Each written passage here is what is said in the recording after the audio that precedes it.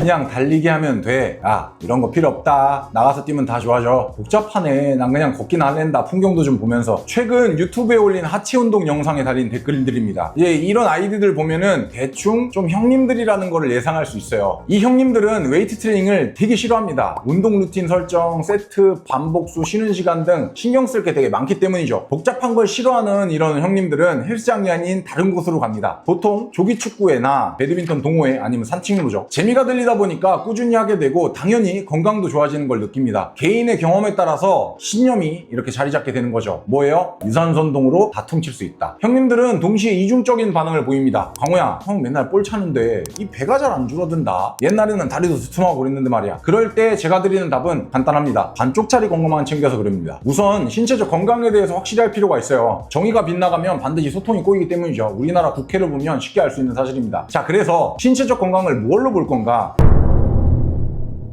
대표적으로 심폐기능, 골격근량, 지방량, 혈액순환, 골밀도, 인지 및 조절 능력이 있습니다. 이것들은 일방통행으로 이루어져 있지 않고요. 항상 상호작용합니다. 그 중에 골격근량을 보면 이런 반문이 생길 수 있어요. 근육량이 많다고 건강한 건 아니잖아. 절반은 맞는 말입니다. 하지만 근육량이 너무 적어지면 오히려 건강에 문제가 돼요. 우선 골격근은 포도당 저장고 역할을 하기 때문에 신체 혈당 독소 반응을 중재를 할 수 있고요. 또 뼈에 만성적인 압력을 가해서 성장과 밀도를 올립니다. 추가로 체지방을 태워주는 공장 역할도 하죠. 굵직한 내용만 꺼내도 이 정도입니다. 그런데도 여전히 근육을 그저 뽐내기용으로 생각하는 사람들이 많죠. 그런 오해에서 비롯된 게 근감소증입니다. 근감소증은 문자 그대로 골격근량이 지나치게 적어지는 걸 뜻하는데요. 10년 전까지만 해도 이 질병은 노인들의 전유물이라고 생각을 했었습니다. 즉 늙어감에 따라서 자연스럽게 생기는 병 정도로 봤다라는 거죠. 하지만 비교적 최근 연구들은 그렇지 않다라는 걸 말해주고 있습니다. 젊은 성인과 중년에게도 근감소증이 발병되고 있다는 걸 보여주고 있고요. 심지어 청소년에게도 증가하는 추세입니다. 한 연구를 보면 쉽게 알 수 있는데요. 119명 중에 69.7%가 근육량 감소로 인한 비만을 겪고 있었다고 합니다. 이 모든 건 사람을 IQ 따위로만 등급을 매기다 보니 일어난 사태라고 할 수 있겠죠. 지능은 조금 낮아도 사는데 문제 없어요. 하지만 근육이 충분하지 않으면 종합병원 VIP 신세를 면하기 힘들 겁니다. 이래서 근육은 사치품이 아니라 필수제와 같은 거예요. 즉 형님들의 얇은 다리와 두툼한 배의 원인은 근육량 부족이라고도 볼 수 있겠죠. 유산소 운동은 분명히 좋습니다. 심폐 강화는 물론 특히 하체 근주기력 발달에도 탁월하죠. 아울러서 복잡하게 이것저것 잴 필요 없이 냅다 달리는 것만으로도 효과를 볼 수 있습니다. 취향에 따라서 무리지어할 수도 있고 혼자서도 가능하죠. 마치 라면 스프 같은 존재죠. 게다가 유산소 운동은 어느 정도 근육량 증가도 가능합니다. 첫 번째 방법은요. 최대 속도의 80%로 해당하는 강도의 유산소 운동이에요. 거의 질주에 가까운 이 운동을 가급적 자주 긴 시간 반복을 하면 근육량 증가가 어느 정도는 가능하다고 합니다. 두 번째 방법은 간접적인 근육량 증가예요. 유산소 운동을 함으로써 근육의 대사 기능이 좋아지는 효과가 근육량 증가를 지원사격을 해주는 거죠. 이쯤에서 짚고 넘어갈 게 하나 있습니다. 간 맞추기 딱 좋은 마법의 가루 라면 스프를 남발하면 어떻게 되나요? 맛을 망치죠. 유산소 운동도 마찬가지입니다. 약 60에서 90분 이상의 장시간 유산소 운동은 오히려 근육량 증가에 방해가 된다는 연구들도 있고요. 또 첫 번째 방법,